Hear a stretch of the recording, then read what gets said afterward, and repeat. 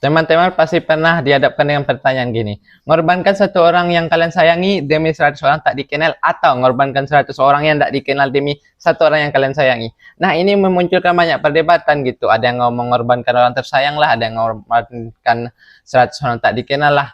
Masing-masing punya pendapat sendiri gitu. Saya yakin ketika teman-teman ngeklik video ini bingung gitu, milih yang mana sih bagusnya. Nah, dari video ini saya yakin kalau setelah kalian selesai menontonnya, kalian bisa mendapatkan sedikit gambaran lah bagaimana jawabannya. Halo, perkenalkan saya Rafa Ardel. Mungkin belum banyak kenal saya karena saya memang kreator pemula dan baru di YouTube. Dan video ini bukan bertujuan untuk menggurui kalian ya, ataupun ini bisa dijadikan prinsip dasar. Ini cuman sebagai sarana diskusi saja teman-teman. Jadi teman-teman bisa bantah teori ini atau kayak mana. Dan langsung saja. Ada 4 pilar atau pondasi utama untuk kita mengetahui bagaimana sih cara kita menjawab pertanyaan di atas. Yang pertama adalah berpikir independen. Terus ada yang mikir nanti kan, ya saya tahu berpikir independen, tapi gimana caranya? Cara paling bagus untuk berpikir independen adalah belajar dari pengalaman, baik itu orang lain ataupun diri lu sendiri. Contohnya apa? Oh, ternyata pilihan ini ada di dunia nyata gitu. Kalian lihat orang yang milihnya. Oh, ternyata ada yang milih orang tersayang gitu. Kalian lihat hidupnya.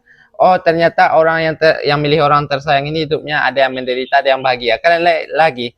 Yang bahagia ini kayak mana? Misal dia bahagia, oh ternyata orang yang tersayang ini punya mental rela berkorban gitu. Akhirnya kalau seandainya dia menyelamatkan orang yang dia sayang, justru orang yang dia sayang membenci dia gitu.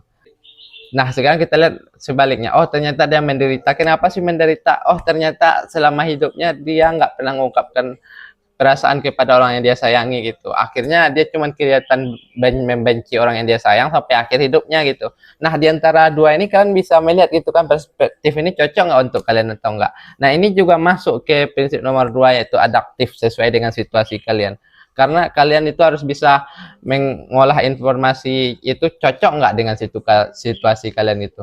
Karena terkadang bukan soal pengorbanan orang melulu, bisa aja itu pengorbanan karir kalian, pekerjaan kalian, sekolah kalian, ataupun bisa jadi harta kalian gitu.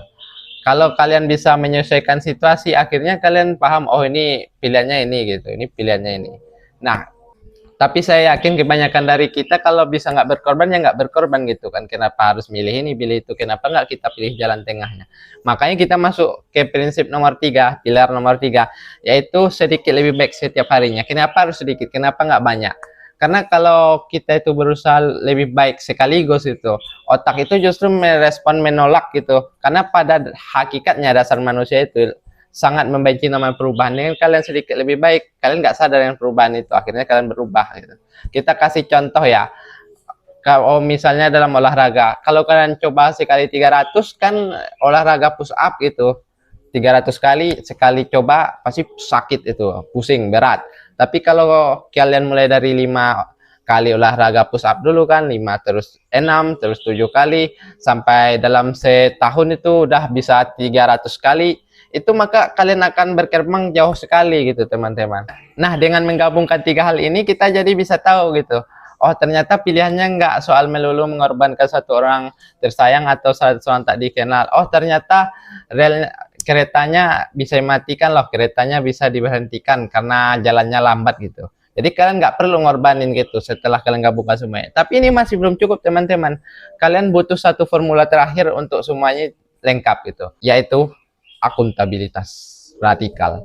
Maksudnya apa? Bukan berarti kita harus radikal ya, kita harus radikal teman-teman. Maksudnya kita harus punya tanggung jawab penuh terhadap diri kita sendiri. Kita nggak menyalahkan orang lain atas kesalahan yang terjadi pada diri kita gitu. Oh ternyata ada bencana alam, oh ini salah bencananya gitu. Oh ternyata kamu dibully, oh ternyata ini salah pembulinya gitu. Kenapa dia bully aku? Kalian nggak bagus kayak gitu. Karena selagi kalian menyalahkan orang lain, masalah itu nggak akan pernah selesai gitu. Bisa saja pilihan pengorbanan itu terjadi 2 kali karena kalian nggak mengantisipasinya gitu. Oh ternyata ini apa yang ikat kerelnya adalah seorang penjahat gitu kan. Karena kalian sibuk menyalahkan orang lain, penjahatnya malah ngikat orang tersayang kalian yang untuk kedua kalinya gitu. Akhirnya pengorbanannya bukan menjadi seorang saja, menjadi 2 orang jadinya kan. Harusnya setelah kalian mendengarkan video sampai sini, kalian harusnya mendapatkan gambaran gitu kan. Apa sih jawabannya? Apakah mengorbankan orang tersayang atau 100 orang tak dikenal? Dan jawaban itu hanya bisa dijawab oleh diri kalian sendiri, bukan orang lain. Karena balik lagi gitu kan, situasi kita itu berbeda-beda. Dan juga tidak ada hal yang sempurna di dunia ini. Tidak ada pilihan yang sempurna di dunia ini. Bahkan rumus matematik saja masih bisa dipertanyakan gitu kan, 1+1 masih bisa dipertanyakan, masih bisa diperdebatkan gitu. Ingat, setiap orang memiliki kebenaran yang berbeda-beda untuk dirinya sendiri. Ya cuman itu saja diskusi kita saat ini. Kalau kalian rasa kurang memuaskan kata-kata saya, bisa sampaikan di komentar untuk memperbaikinya menjadi lebih baik lagi. Silahkan sampaikan kritik dan sarannya. Terima kasih.